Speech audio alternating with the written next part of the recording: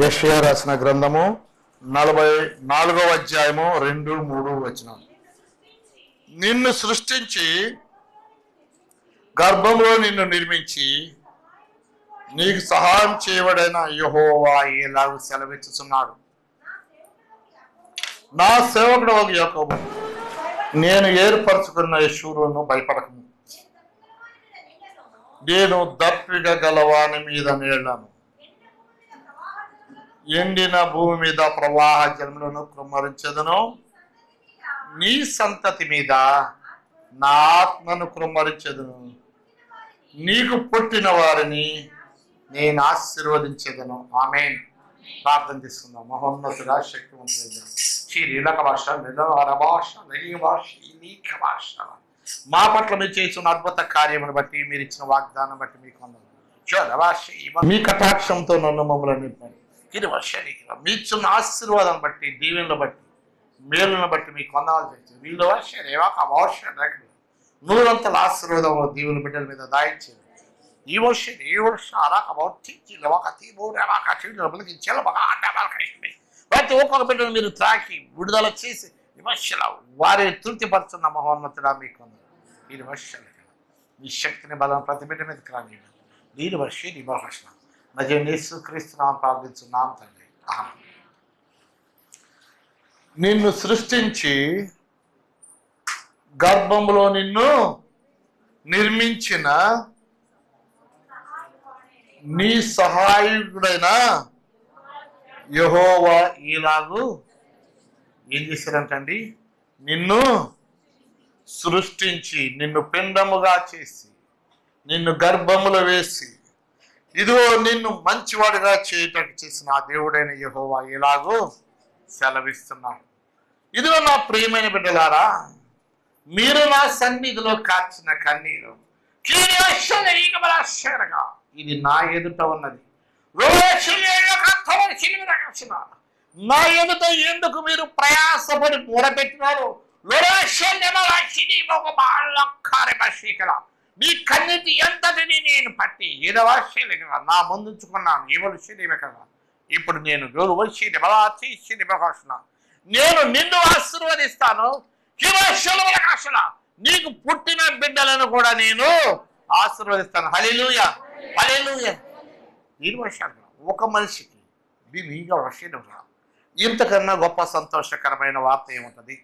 దీని వర్షానికి మేము బాగుండాలి, మేము మంచిగా ఉండాలి, మా బిడ్డలు ఇంతకన్నా గొప్ప శుభవార్త ఏముంటుందండి? ఆయన అంటున్నాడు ఇదిగో సృజన నా సేవకుడు యాకోబు, నేను ఏర్పరచుకున్న యెషూరు భయపడకము. నేను దప్పిగల వాని మీద ఎవరు నాకు ఆత్మ కావాలని కోరుకుని ప్రార్థన చేస్తున్నారో వారందరినీ నా ఆత్మతో నేను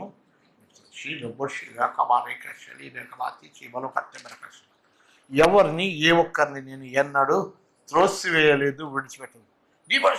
భాషలో ఎవరు తగ్గించుకొని విధేయులై దేవుని సన్నిధిలో ప్రార్థన చేస్తున్నారు, భాష అలాంటి వారందరినీ నేను ఆశీర్వదిస్తాను.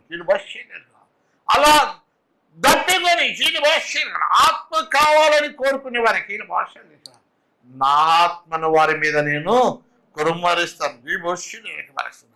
అంతేకాదండి, నీ సంతతి మీద నా ఆత్మను నేను నిన్ను ఆశీర్వదించి విడిచిపెట్టాను. నీ బిడ్డలు నాశనం అయిపోతా, లేకపోతే నీ సంతానం నాశనం అయిపోతాను. నిన్ను నేను ఎలా ఆశీర్వదించాను, ఎలా అభివృద్ధి చేసాను, అంతకన్నా నీ సంతతిని నేను ఆశీర్వదించేదను. హల్లెలూయా, హల్లెలూయా.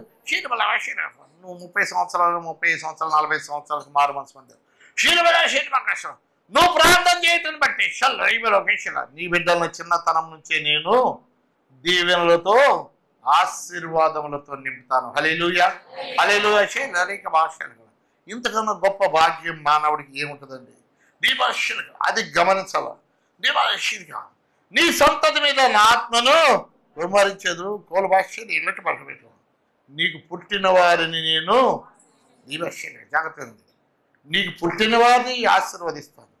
దీపాశీలుగా నీ సంతతి అంటే పుట్టిన వారిని ఆశీర్వదిస్తాను.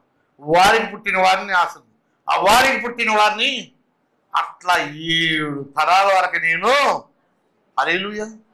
ప్రార్థన చేసింది ఎవరు? నీవు. ఆశీర్వదించబడింది ఎవరు? మీ సంతతి ఆశీర్వదించబడినది. హల్లెలూయా, హల్లెలూయా, హల్లెలూయా. ఏ వ్యక్తి ఈ విషయం మర్చిపోవద్దు. దీని వర్షింది నీకు పాపమైన నీవు నిన్ను నీ పాపంలో పోని దేవుని సన్నిధిలో మొరపెట్టుట చేత ఇది వర్షిని కోసం దేవుడు అద్భుత కార్యములు ఆశ్చర్య కార్యములు చేసి నీ సంతతి అంతటిని ఆశీర్వదిస్తాడు. దేవుడు వర్షిని రకషంగా ఒకవేళ నువ్వు అనుకోవచ్చు ఎవరు రకషంగా అదే ఇంకా సంతతి ఏమి లేదు, ఇంకేం ఆశీర్వదిస్తాడు. ఎవరు వీళ్ళ అవకాశం ఇబ్రహీంలో వాళ్ళ కష్టం. అబ్రాహ్మ అనుకున్నాడు, దేవా ఇంకేముంది, ఇదిగో ఎలియాజరే కదా నా ఆస్తికి వారసకి. ఏడు వర్షం అవకాశం, నాకేం సంతానం లేదు. దీని వర్షాల దేవుడు వాగ్దానం ఇస్తే నెరవేర్చదు. ఈ రాత్రి కాల సమయంలో నువ్వు ఆయనకు విధేయురాలైతే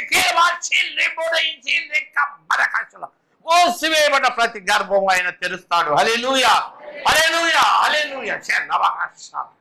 ఎంత గొప్ప భాగ్యం మానవుడు. ఈ ఋషిని మానవుడు అనుకోవచ్చు ఏముందలే నాకు ఏమి లేదు. వీడు వచ్చింది ఆయనను మానవుడు మర్చిపోతుంటాడు.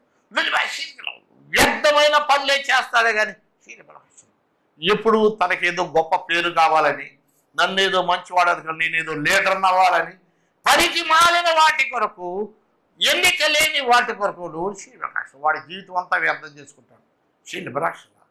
వాడు జీవితం దేని కొరకు ఖర్చు పెట్టాలంటే ఈ వచ్చి దేవుని ఆత్మను పొందుకుంటాడు. దేవునితో కలిసి జీవించుటకు వాడి సమయాన్ని ఖర్చు పెట్టాలి కానీ బాగా కష్టాలు.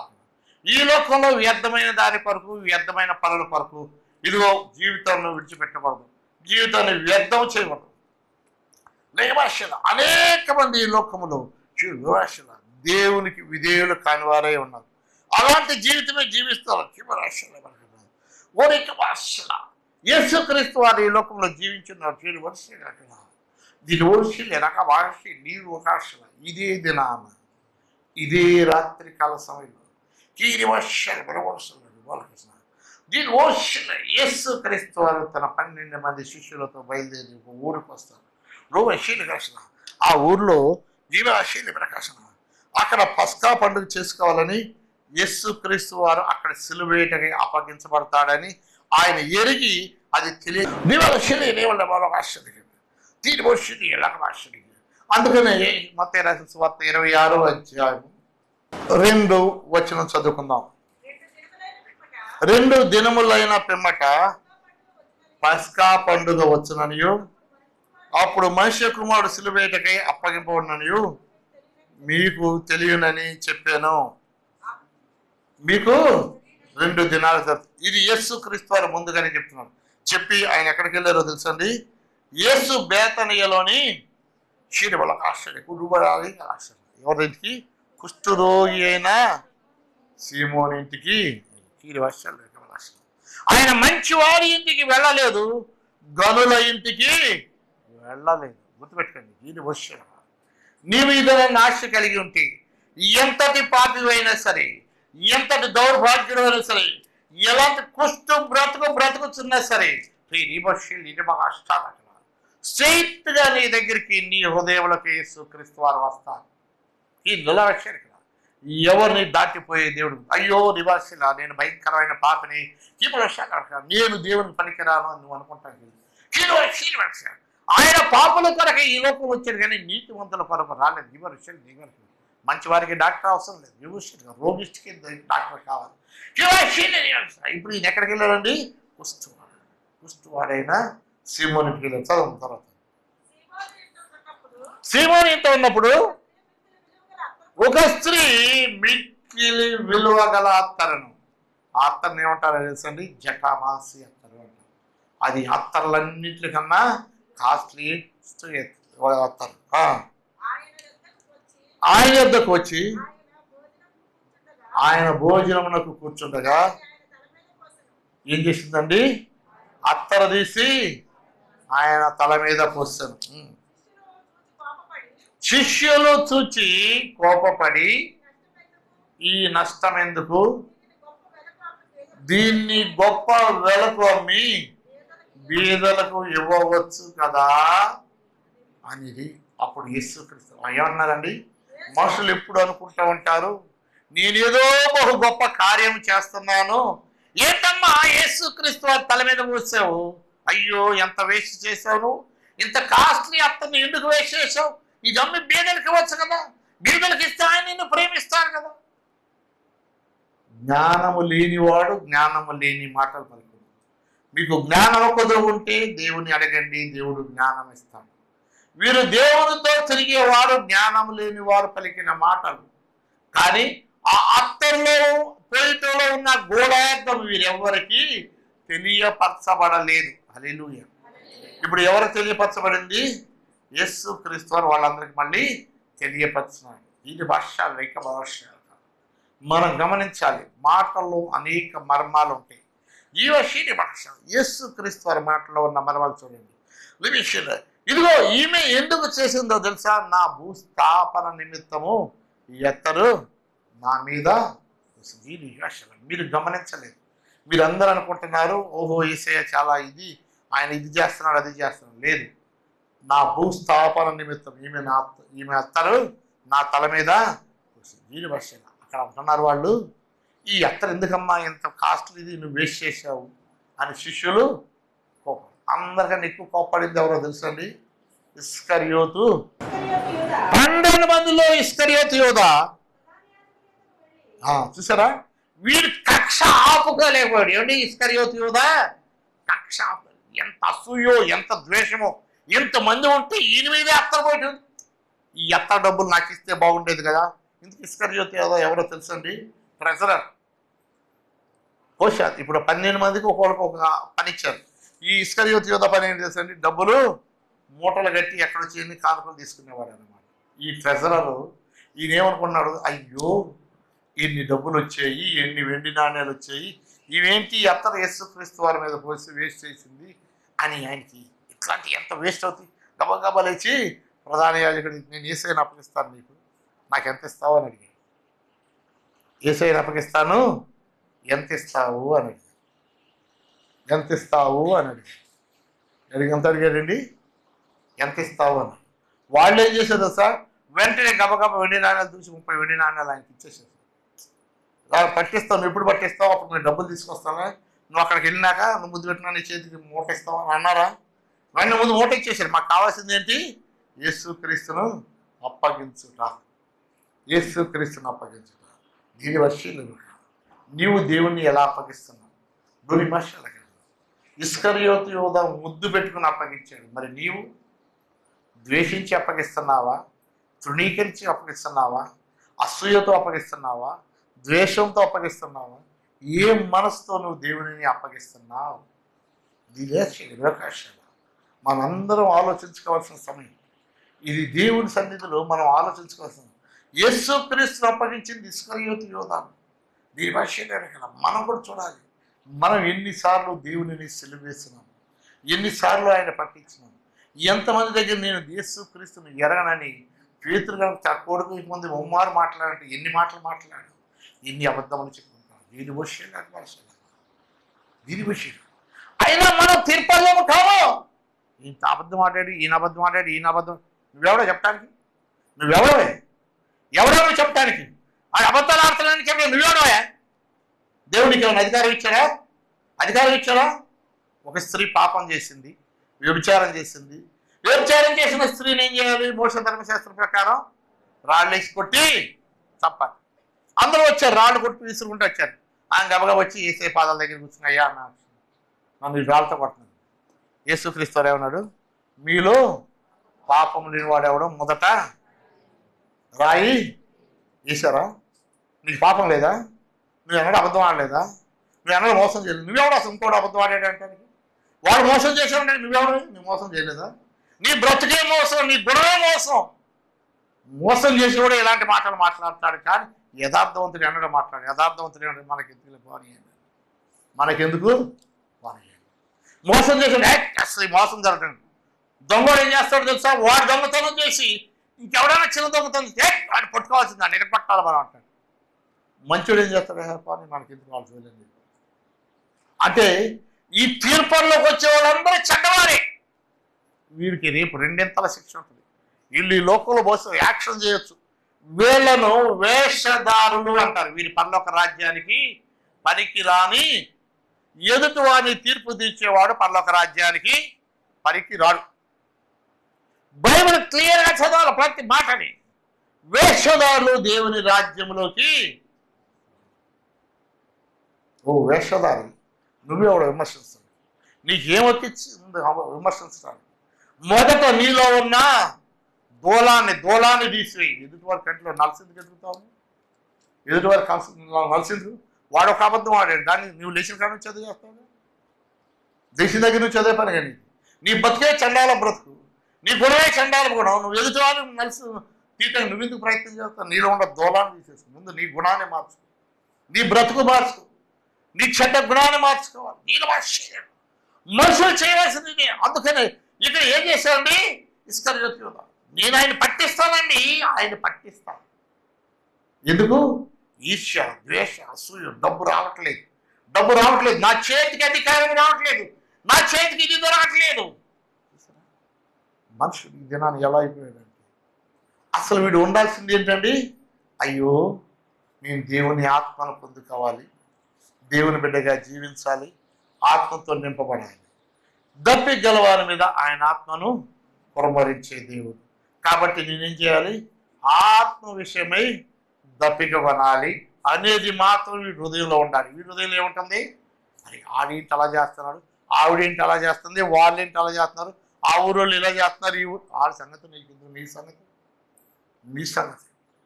Think about your self. నిన్ను నువ్వు విమర్శించుకో. నువ్వు ఏ స్థితిలో ఉన్నావో, ఎలాంటి స్థితిలో బ్రతుకుతున్నావు, దీని వర్ష ఏ దినాన నిన్ను నువ్వు విమర్శించుకొని దేవుని సన్నిధిలో విధేయులై తగ్గించుకొని ప్రార్థన చేస్తారు. ఈ కవాశాలు దేవుడు బలమైన ఆత్మతో నేను నింపుతాడు. హల్లెలూయా, జీవవాశాల. అంతేకాదండి, ఆయనకి ఏం చేస్తాడంటండి? నీ సంతతిని ఆశీర్వదం, నీ సంతతి మీద నా ఆత్మను. చూసారా? నువ్వు అడిగావా మా సంతతి మీద కాదు, ముందు నీవు అడుగుతున్నావు, ప్రభావ మీ ఆత్మతో నింపమని. దేవుడు ఏమంటున్నాడు? నువ్వు అడుగుతున్నావు కదా, నీ సంతతి మీద నా ఆత్మను కనుమరిస్తాను. నువ్వు ఒకటి అడిగితే దేవుడు రెండు ఇస్తాడు. ఆలోచించు, నువ్వు ఎన్ని అడిగావు, దేవుడు ఎన్ని ఇస్తాడన్నాడు? ఎంత దయగలిగిన దేవుడు. అందుకే ఆయన కరుణా సంపన్నుడు, ప్రేమనందు మానవులను బహుగా ప్రేమించినాడు. ఎంత ప్రేమించినాడంటే, ఆయన ప్రేమించిన ప్రేమ సిలువలో ఆయన రక్తము కాచి ప్రాణం పెట్టేంత ప్రేమనైన నీ పట్ల చూపినాడు. మరి నీవు ఎలాంటి ప్రేమ చూపిస్తున్నావు? నీకు ఎలాంటి ప్రేమ ఉంది? స్వార్థపరమైన ప్రేమ కాదు, వ్యర్థమైన ప్రేమ కాదు, దేవునిని మాత్రమే ప్రేమించే ప్రేమ నీకు కావాలి. దేవునినే ప్రేమించాలి. ఆయన కన్నా అధికముగా నీ బిడ్డలను కానీ, నీ భర్తను కానీ, నీ భార్యను కానీ నువ్వు ప్రేమిస్తే దేవుడిని తీసేస్తాడు. నాకు చెందవలసినది మహిమను వేరొకరికి పోనిచ్చే దేవుడు అది.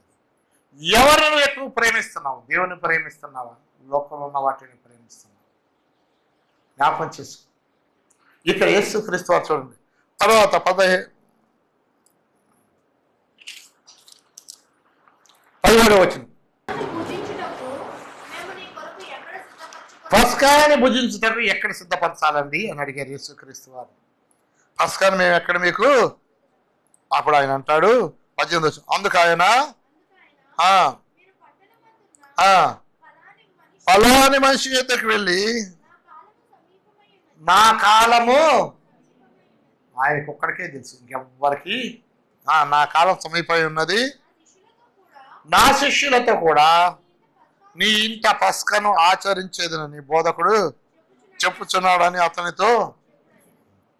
చూసారండి, యేసుక్రీస్తు వారు ఎక్కడికి వెళ్ళినా కానీ పలానా వాళ్ళ ఇంటికి వెళ్ళండి, ఈ గల్లీలో పలానా వాళ్ళ ఇంటికి వెళ్ళండి, అక్కడ కట్టబడిన గాడిద పిల్లలు తిప్పుకొని తోలుకొని, ఇదిగో నేను వచ్చి నా శిష్యులతో పస్కా తినాలి, పస్కా భుజించాలి, పలానా వారి ఇంటికి వెళ్ళి నేను మీ ఇంటికి వస్తున్నాను నా శిష్యులతో పాటు.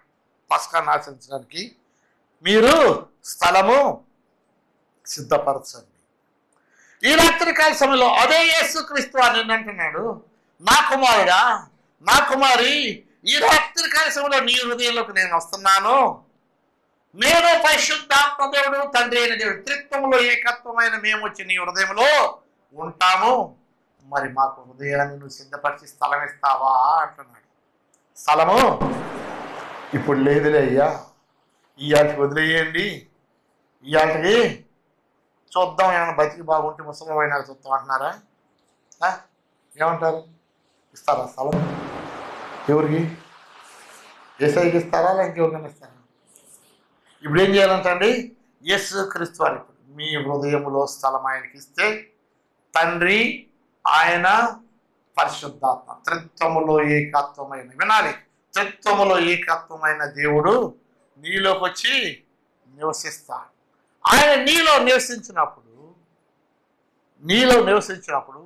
నీవు వెలుగుమయమై ఉంటావు. హల్లెలూయా, హల్లెలూయా, హల్లెలూయా. దేవుని వెలుగుతో నువ్వు నింపబడి ఉంటావు. నువ్వు ఏ స్థితిలో ఉన్నా, ఏ బలహీన స్థితిలో ఉన్నా, ఈ అనారోగ్య స్థితిలో ఉన్నా, ఏ లేమిలో ఉన్నా, దేవుని ఆత్మ మాత్రం నిన్ను విడువదు. దేవుని ఆత్మ నీలోకి రాగానే నీ ముఖము వెలుగుతూ ఉంటుంది. హల్లెలూయా. యెహోవా దేవుని ఆయన కాంతి వెనుక వైపు, ఆయన వెనుక భాగం వైపు ఉన్న కాంతి మోషేకు తగిలితేనే మోషే ముఖము వెలిగిపోయింది. మోషే ముఖము వెలిగింది. మరి దేవుడే నీలో నివసిస్తే ఇంకా నీ ముఖము వెలిగిద్దా లేదా? ఎంత వెలుగు ఉంటుంది నీకు? మరి ఆ వెలుగు కావాలా? వెలుగు కావాలనుకున్న వారు ఏం చేయాలండి? హృదయాన్ని దేవునికి ఇవ్వాలి. హల్లెలూయా, హల్లెలూయా. ఈ లోకంలో అర్థమైంది, మనం అనుకుంటాం చాలా రకాల మాటలు మాట్లాడుకుని అది ఇలా ఇది ఇలా, ఎలా విమర్శించాలి, ఎలా పాయింట్అవుట్ చేయాలి, ఎలా చేయాలని మనం అనుకుంటాం. కానీ అసలు దేవుని ఆత్మను విమర్శనా దృష్టితో కాదు, కానీ ఆయన యందు విశ్వాసంతో నువ్వు దృష్టిస్తే అద్భుతములు చవి చూస్తావు. హల్లెలూయా. నువ్వు విమర్శన ధోరణితో చూస్తే నీ బతుకంతా అట్టగా తెల్లారిపోయింది. నువ్వు ఆయన యందు విశ్వాసంతో చూస్తే నీవు వెలిగించబడతావు. హల్లెలూయా, హల్లెలూయా. ఆ వెలుగు నీలో ఉంటుంది. అందుకని యేసుక్రీస్తు వారు అంటారు అక్కడ 20వ వచనం చదువుదాం. సాయంకాలం అయినప్పుడు 12 మంది శిష్యులతో కూడా భోజనమునకు కూర్చుండెను. వారు భోజనం చేస్తుండగా ఆయన, మీలో ఒకరు నన్ను అప్పగించని మీతో ఏం చెప్తామంటండి? నిశ్చయమే, సంశయమే లేదు అక్కడ, ఇంకేం మాట్లాడలేనది. మీలో ఒకరు నన్ను, అందరూ అనుకున్నారు, పేతురు నేనా, యోహాను నేనా అని వాళ్ళు అనుకుంటారు. వాళ్ళందరూ నేనా, ఏ పేతురు నేనా, యోహాను నేనా. అంటాడు, ఇప్పుడు నాతో పాటు ఈ పాత్రలో చెయ్యి ముంచిన వాడు అనగానే దొంగలను పెట్టండి, నల్ల ఉంటుంది కదా. ఇప్పుడు దొంగతనం చేసి వెళ్ళేవాడిని అన్న వీడి తిరిగి కేకేస్తే వాడు వెలికి పడతాడు. ఎందుకు? నా దొంగతనం మీరు చూసేదేమో పిలిచి పడతాడు, అంతేనే కదా. ఇప్పుడు చేసి ముంచేదాన్ని అమ్మ నేనే వేసేయా అన్నాడు. అవును నువ్వే అన్నాడు. ఈశ్వర్ ఏమన్నాడు? వీళ్ళందరూ నేనే అంటున్నారు కదా, మరి ఇప్పుడు అడకపోతే ఎట్లా? అందుకని ఏమన్నాడు? చెయ్యి వచ్చింది నేనే ఇంతవరకు నేనా అన్నాడు. ఎస్ నువ్వు అన్నట్టు గబ్బా లేచి వెళ్ళిపోయాడు. ఆ రాత్రి కాల్చాడు, అంటే ఈ రాత్రి కాల్చు, ఇదే గురువారం రాత్రి. అందుకే ఈ రాత్రికి చాలా స్పెషాలిటీ ఉంది. చాలామందికి ఈ విషయాలు తెలియదు. ఏదో ప్రార్థన చేస్తారు, ఉపాసన చేస్తారు, కొన్ని విషయాలు. దేవుడు కనిపెట్టిన విషయాల్ని, దేవుడు బయలుపరిచిన విషయాలను మనం గమనించి వాటిని అనుసరించి ఆచరించుకుంటూ నడచాలి. అలాంటి జీవితం కావాలి. ఆయన ఈ రాత్రికాల సమయంలో, ఇదే రాత్రికాల సమయం, ఈ టైంలోనే భోజనాన్ని కూర్చుని అడుగుతున్నాడు, నేనా అంటే అవును నీవే అన్నాడు. భోజనం అయిపోయింది. అయిపోయిన అందరూ భోజనం చేసి నాకేం చేసి ఆ భోజనం టైంలో ఆయన ఏం చేశాడు తెలుసండి? 26వ వారు భోజనం చేస్తుండగా యేసు ఒక రొట్టె పట్టుకొని దాన్ని ఆశీర్వదించి తన శిష్యుడు ఇచ్చి, మీరు తీసుకొని తినండి, ఇది నా శరీరం అని చెప్పాను. మరియు ఆయన గిన్నె పట్టుకొని కృతజ్ఞతాస్తుతులు చెల్లించి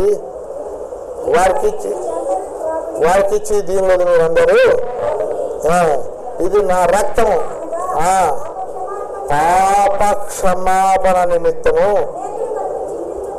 అనేకుల కొరకు చిందింపబడుచున్న నిబంధన రక్తము. నా తండ్రి రాజ్యంలో మీతో కూడా ద్రాక్ష కొత్తగా త్రాగుతున్న వరకు ఇక్కడ దాని త్రాగని మీతో అంతటి వారు తాగి అంతటి ఏం చేశారంటే వాళ్ళు కీర్తన బాబు ఎక్కడికి వెళ్ళారు? ఈ ప్రార్థన అయినాక ఏం చేయాలి? మీరు అందరూ కీర్తన బాగుంటా వెలుగురు కొండలకు వెళ్ళాలి. ఎక్కడికి వెళ్ళాలి? వెలుగురు కొండ. అంతమంది వెళ్తారు. అయ్యారు పొద్దున్న ఫస్ట్ షిఫ్ట్ అండి అంటారు. అయ్యారు 8 గంటలకు డ్యూటీకి వెళ్ళాలి. అంతమంది. రేపు వ్యవహారం తెలుసా? చాలామంది తెలియదు అనుకోవచ్చు. తెలియదు కదండి. డ్యూటీలు పెడతారు. మనం డ్యూటీకి వెళ్తాం. ఎలా రేపు యేసు క్రీస్తు వారిని సిలువ వేస్తున్న దినం. ఆయన సిలువలో పలికిన 7 మాటలు దేవుని సన్నిధిలో కూడి ధ్యానించటం, ఆయన సన్నిధిలో మనం కనిపెట్టుట. కరెక్ట్గా 3 గంటలకి సెలవు పోయింది వాతావరణం అంటారు. మధ్యాహ్నం 3 అయ్యేటప్పటికి ఎండపోయి మేఘాలు వచ్చేస్తాయి. ప్రతి సంవత్సరం నల్లగా అయిపోతుంది ఆకాశం. చీకట్లాగా మబ్బు బట్టి చీకట్లాగా అయిపోతుంది 3 గంటలకి. అదే రోజు యేసు క్రీస్తు వారిని సిలువ వేస్తున్నారు. అదే దినం ఆయన ఎప్పుడు సిలువను జయించినారు. చీకటి శక్తులు కేకలు వేసి పారిపోయి వాటికి స్థానము లేదు. ఇప్పుడు జైవీర్లో ఎవరండి? జైవీర్లో ఎవరు? యేసయ్యా? ఎవరు? యేసయ్యా కాదా? జైవీర్లో ఎవరు? యేసయ్య భక్త నడిచే మనం ఆ మాట కూడా దేవుడికి చెప్పకపోతే ఎట్లాగండి? యేసయ్య వెంటాడి నడిచే మనం కాబట్టి జయించేవారు, జయశీలం, యేసును వెంబడించి నడిచేవారు. తర్వాత అక్కడి నుంచి ఆయన బయలుదేరి 36వ వచనం.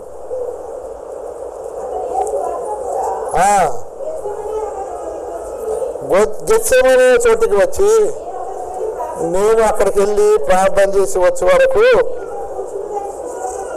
ఏం చెప్పారండి? నేను అక్కడికి వెళ్ళి ప్రార్థన చేసుకుని వస్తా, మీరు వీళ్ళెందుకు రాకూడదు? వీళ్ళెందుకు రాకూడదు? ఏకాంత ప్రార్థన, తండ్రితో ఆయన మాట్లాడుకుంటాం, తండ్రి చిత్తం నెరవేర్చడం. ఆయన ఏకాంతముగా దేవుని సన్నిధిలో ప్రార్థన. ఎంతమంది ఏకాంత ప్రార్థన చేస్తారు?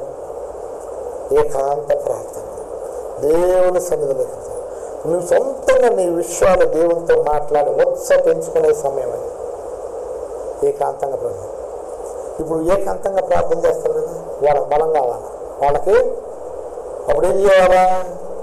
మిగిలిన వాళ్ళు కూర్చుని వేరే ప్రార్థన చేయాలి. అవునా? నేను మీటింగ్కి వెళ్ళాను, అక్కడ వాక్యం చెప్పి అక్కడ ప్రార్థన చేస్తాను. మీరేం చేస్తున్నారు? ఇక్కడుండి ప్రార్థన చేస్తున్నారు. యేసయ్య చెప్పారు, నేను అక్కడ ప్రార్థన చేసుకుంటూ ఉంటాను, మీరేం చేయాలి? ఇక్కడుండి బెలకగా ఉండి. ఇక ఆ సమయంలో ఎవరు వస్తారు? అక్కడికి ఎవరు వస్తారండి? ఎవరు వస్తారు? తొలగించుకుంటే అర్థం కాదు. ఎవరు వస్తారు అక్కడికి? గర్విష్టి అనే సాతాను వస్తుంది. నేనేంటి తలొచ్చేది ఎత్తేది ఎన్ని మా అంతమంది పాస్టర్లు చూడట్లేదు నేను. దేవుడు నాకు తెలియదా? నేను చెప్తే ఏంటా దేవుడు? నేనేం తలెత్తేది? ఎవడొస్తాడు? గర్విష్టి. చాలా రకాల సాతాన్లు ఉంటాయి. గర్విష్టి సాతాన్ వచ్చింది.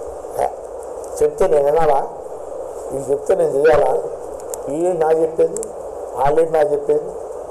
గర్విష్టి సాతాన్, అహంకార సాతాన్, లోబడని సాతాన్. ఈ చెత్త గుణాలన్నీ దానిలో ఉంది. ఇవన్నీ ఉండదు. ఏంట్లో నేను చూసాను. ఏం చేస్తుంది? వెళ్ళి శిష్యుల్ని జో జో జో జో అని నిద్రపిస్తుంది. నిద్ర. యేసుక్రీస్తు వారు వెళ్ళాడు. ఒకసారి వెనక్కి దిగి వచ్చాడు. వచ్చి అడుగుతున్నారు అక్కడ చూడండి. ఆయన ఎలా ప్రార్థన చేశాడు తెలుసా? 37 వచ్చింది.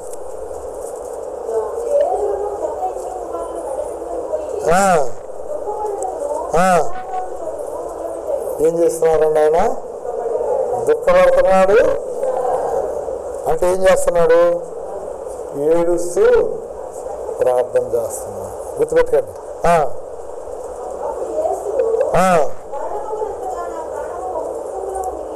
ఏమంటున్నారండి ఆయన? చచ్చిపోతున్నంతగా ఆయన ప్రాణము. మీరు ఇక్కడ నిలిచి నాతో కూడా మెలుకుండని వార్త చెప్పి కొంత దూరం వెళ్ళి మళ్ళీ సాగిలపడి నా తండ్రి సాధ్యమైతే గిన్నె నా వద్ద నుంచి ఆయనను నా ఇష్ట ప్రకారము కాదు మీ చిత్త ప్రకారమే అని ప్రార్థించి మళ్ళీ ఏం చేశారు? భారం. ఏం చేస్తాను తెలుసండి? బాగా దుఃఖంగా ఉన్నాను కండి, బాగా దుఃఖంగా ఉన్నాను. ప్రార్థన చేస్తాం ఎక్కువసేపు ప్రార్థన, మళ్ళీ వేసేస్తాం. మీరు కూడా ప్రార్థన చేయండి, నాకు చాలా బాధ ఉంది. మళ్ళీ వెళ్ళారు, మళ్ళీ ప్రార్థన చేస్తాను, కన్నీటితో చెప్తాను, మళ్ళీ తీసేస్తున్నాను. ప్రార్థన చేయండి నా కోసం, నేను భరించలేని బాధ నా ముందు ఉందని చెప్తున్నాను. అలా ఎన్నిసార్లు చేసేదా? 3 సార్లు చేశాను. అయినా వీళ్ళు ఏం చేస్తుంది చెప్తా కదా. ఇక్కడ కూర్చున్న సైతాను ఇక్కడ ఒక కాలు వేసేసి పెట్టి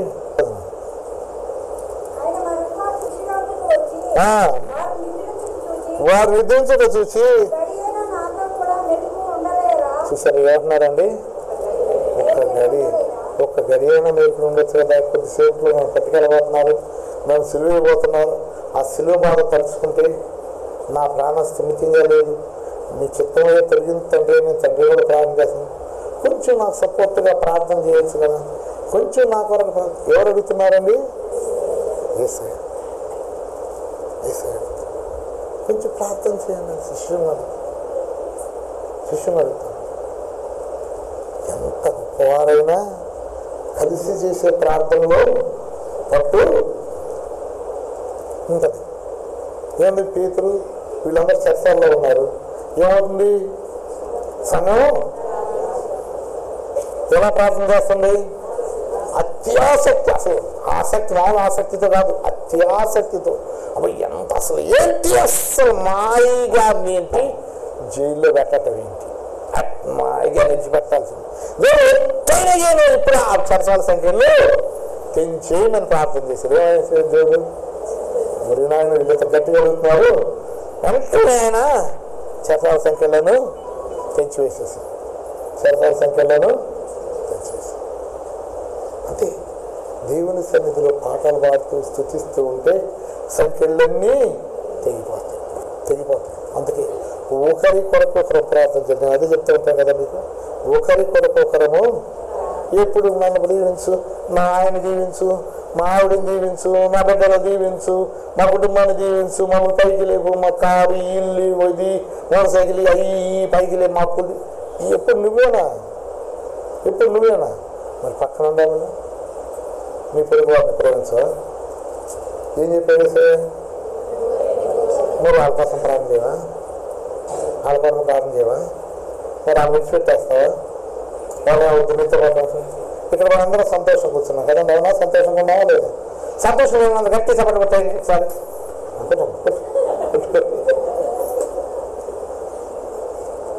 అయ్యో సంతోషం ఉంటారు కదా అని సంతోషం పడుతుంది.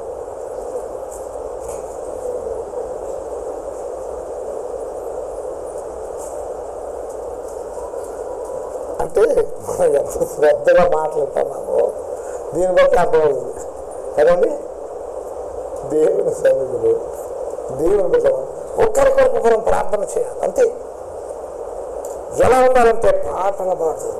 అందుకే మనం అనుకుంటాం సీయోను పాటలు సంతోషముగా కట్టుకుంటే చేయి కట్టుకుంటాము కట్టండి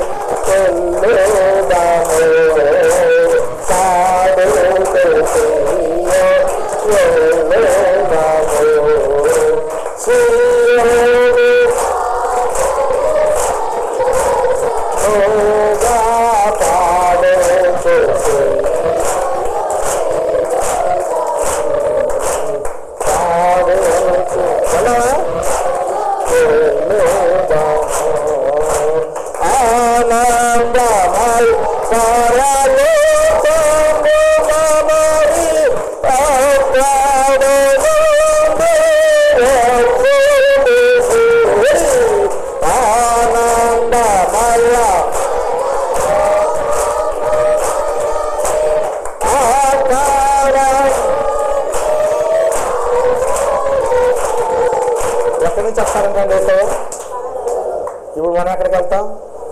మన ఊరు అంటే ఏసై ఎక్కడ ఉంటాడు, మనం అక్కడ ఉంటామా లేదా? ఉంటాం లేదా? అబ్బు ఎంత ఆనందంగా ఉంటుంది కదండి. రోజు ప్రార్థన చేస్తాం ఏసై నాకు కనపడు రాబా, నాకు కనపడిన ఆయన నాకు కనపడు అయ్యా నాకు కనపడిన నువ్వు చూడకుండా ఉండలేదు ధ్యానం చేస్తాం కనపడుతున్నా. ఇప్పుడు బాబా నేను పాపని నా పాప క్షమించు, మా పక్కన వాడు ఆశీర్వించు, వీళ్ళని ఆశీర్వించండి, వాళ్ళని ఆ సహోదరుని రక్షించండి, ఆ సహోదరుని రక్షించండి, వాళ్ళ బిడ్డను రక్షించండి. అందరి కొరకు నువ్వు ప్రార్థన చేస్తున్నావు. ముందు నువ్వు రక్షించబడ్డావు, నువ్వు వాళ్ళ కొరకు ప్రార్థన చేస్తున్నావు. ఇప్పుడు ఎక్కడికి వెళ్తా? ఆనందమయ పరలోకంలోకి నువ్వు అక్కడ ఎవరుంటాడు? జక్కయ్య ఎంత పరిగెత్తాడు ఏసైని చెప్తాను కదండి. ఏసై ఆ ఊరు వచ్చాడని తెలిసి జక్కయ్య ఏం చేశాడు? పరిగెత్తుకుంటూ వెళ్ళి చెట్టు ఎక్కాడు. నేడు చెట్టు ఎక్కి ఏసైతో. కానీ ఇప్పుడు నువ్వేం చేస్తున్నావు? అసలు ఏసై ఉండే కాడికి వెళ్ళిపోతున్నావు, ఆయనతో పాటు ఉంటాను. హల్లెలూయా హల్లెలూయా. అంటే నీకు ఎంత గొప్ప అవకాశం వస్తుంది, అవునా కాదా? ఇంత గొప్ప అవకాశం ఎంతో మందికి లేదు, అది నీకు దేవుడు ఇస్తుంది. అనేక మంది పడుకునేద్దాం. అందుకని మనం అనుకుంటే చాలా సరళం. యేసే ప్రార్థన చేస్తున్నాడు, ఒంటరిగా ఉండి మెలుగు ఉండి ప్రార్థన చేస్తున్నాడు. మనం నిద్రపోతూ ఉంటాం. అందుకే యేసే చెప్పాడు ఆయన ఎప్పుడు వస్తాడో ఎవరికి తెలియదు. కాబట్టి మనం మెలకుగా ఉండాలి. ఎప్పుడు వస్తారో తెలియదు. ఆ బోడ వినపడిద్ది. ఎవరికి వినపడిద్ది? చెవిటోళ్ళకి. చెవులు లేని వాళ్ళకి బోడ వినపడిద్ది. వినపడా? మరి ఎవరికి వినపడిద్ది?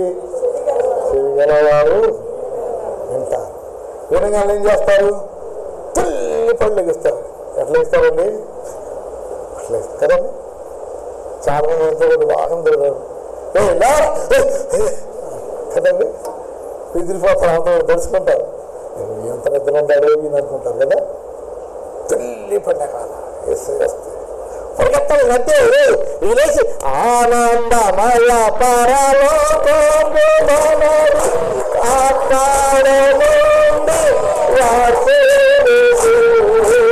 ఆనంద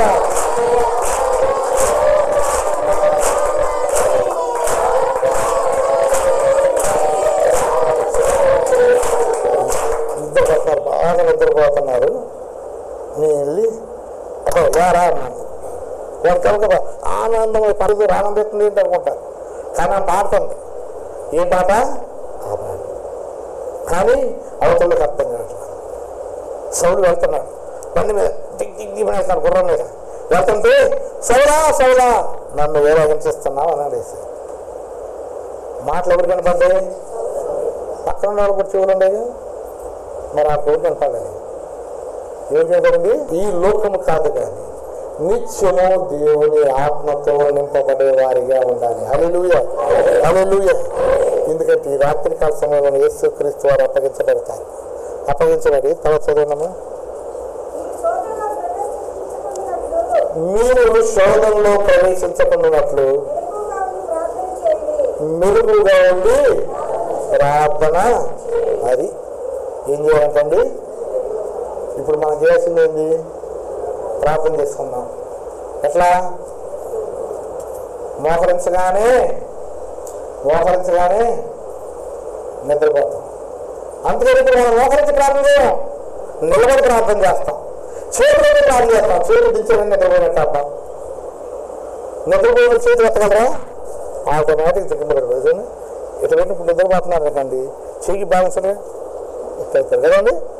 లేదా చేత పెట్టి నిద్రపోతున్నాను, చేత పడిపోయింది అంతే. నువ్వు కాలు పైకి నిద్రపోతున్నావు, ఇది పడిపోతాయి, ఎంత ఉండవు, పడిపోతాయి. కాబట్టి ఇప్పుడు మనం చేతులు ఎత్తి ప్రార్థన చేస్తే ఏమవుతాం? నిద్ర ఎలా ఉండి ప్రార్థన చేస్తున్నాం? హల్లెలూయా, హల్లెలూయా. ఇక్కడ నుంచి రేపు ఉదయం చెప్తాను నేను. రేపు ఉదయం 9 గంటలకు ప్రార్థన మొదలవుతుంది. ఎందుకంటే ఆ మాట కూడా చూపిస్తా. బైబిల్లో చాలా మంది అనుకుంటారు, బైబిల్ అంతసేపు అక్కడ కూర్చుంటాడు బాబు ప్రార్థనలు. ఆయనకంటే భూషణరావు గారికి ఏం పని పర్లేదు, ఆయనకి అదే పని, మాకంటే ఎన్నో పనులు ఉన్నాయి, మాకు ఆయనకి ఎక్కడ పోయిద్ది, ఆయన 9 గంటలకు పడతాడు, ఎప్పుడైనా పడతాడు.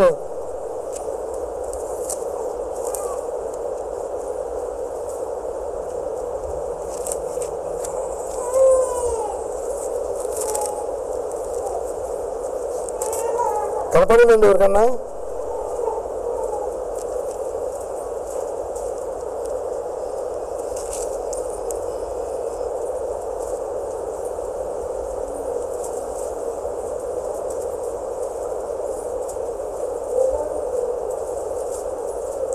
లోకాలు ఉంటుంది చూడండి, లేకపోతే లోకాసువార్తలో ఉంటుంది.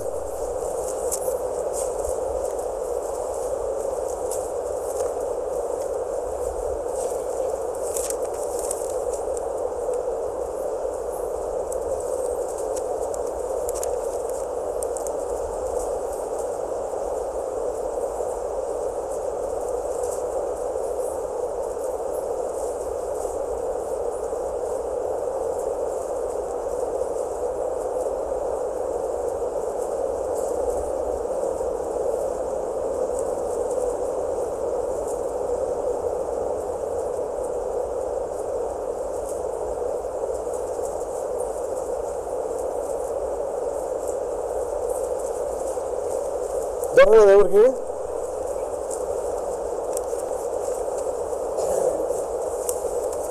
యేసుక్రీస్తు వారిని సిలువ వేసే ఉదయం 9 గంటలకండి.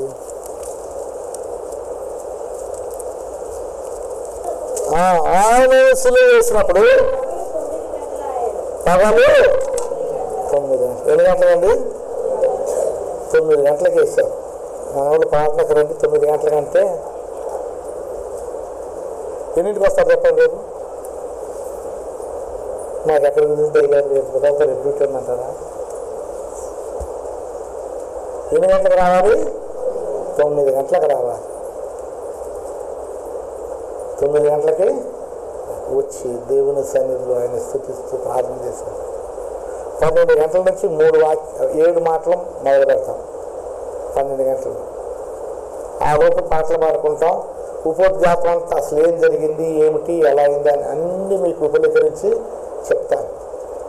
మళ్ళీ ప్రార్థన చేసుకుంటాం. ఆ సమయంలోనే ప్రార్థనలో గడుపుకుంటాం దేవుని సన్నిధి.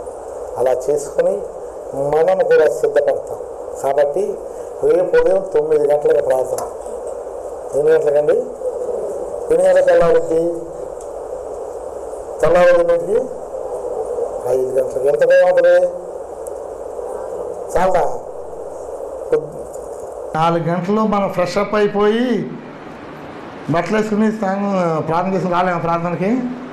ఇంకంతకన్నా ఎక్కువ కావాలా? 6 గంటలు 7 గంటలకు డ్యూటీ లేచినా కానీ గబ్బా స్నానం చేసి తయారైపోయి ఒక ముద్ద వండుకుని తిని మళ్ళీ బాక్స్ కూడా పెట్టి డ్యూటీకి వెళ్ళిపోతాం కదా, అవునా కాదా? గబ్బా అసలు ఎంత ఫాస్ట్గా అన్నం కూర అయిపోయిద్ది, తింటాము, బాక్సులో పెట్టుకుంటాం, పిల్లలకు కూడా బాక్సులో పెట్టి ఇట్టేసి వెళ్ళిపోతారు డ్యూటీకి. మరి రేపు గుడ్ ఫ్రైడే అంటే రిలాక్స్ అయ్యే డే అనుకుంటున్నారా? కాదు. యేసుక్రీస్తు అని సిలువ వేసి ఉదయం 9 గంటలకు కరెక్ట్గా ప్రార్థన మొదలు పెడతాను. అందరూ తప్పకుండా 9 గంటలకే రావాలి. దేవుని సన్నిధిలో మనం ప్రార్థన చేసుకోవాలి. కొద్దిసేపు పాటలు పాడుకున్నాక దేవుడి వాక్యం దీవించి మీ హృదయం భద్రపరిచి ఈ రాత్రంతా ఆయన ఆత్మతోనూ పరలోక దర్శనములతో మిమ్మల్ని నింపునుగాక. ఆమేన్. దేంతో నింపాలన్నాను? ఇప్పుడు ఈ రాత్రి గనక ఈ నిలబడి మోకరించి కాదు, కాళ్ళు నొప్పులు తగ్గితే రేపు ఒక 5-6 సార్లు నిలబెట్టాలి కదా, మరి అంతసేపు కూర్చుంటున్నాను. పరిశుద్ధుడు అయిన తండ్రి, ఈ కృపగల ప్రభా, మహోన్నతుడా, శక్తివంతుడా, పరిశుద్ధుడు అని నిత్యం కొన్నాను. మహోన్నతుడా, మీకుందరం మీ శక్తితో బలంతో బిడ్డలందరి చుట్టూ మీ అగ్ని కంచండి, మీ దూతలతో నిలిచండి, మీ కటాక్షంలో కరుణను కానీ మీ రెక్కలను భద్రపరచండి. సర్వోన్నతుడా, మీకున్న మీ సన్నిధులు మేము ప్రార్థించి మెలకువగా ఉండి ప్రార్థించి నాయన మీ బిడ్డలుగా జీవించే వారిగా చేయండి. ప్రతి బిడ్డను దీవించి ఆశీర్వదించండి. మీ కుటుంబ బిడ్డలు భద్రపరచమని నాయన మీ చుట్టూ మీ కాపుదల నుంచి మీ పరలోక దర్శనంతో వీరిని రాత్రికి సమయం నింపమని మహోన్నతులు రేపు దినం సిద్ధపరచమని చేసినాను ప్రార్థించున్నాం తండ్రి.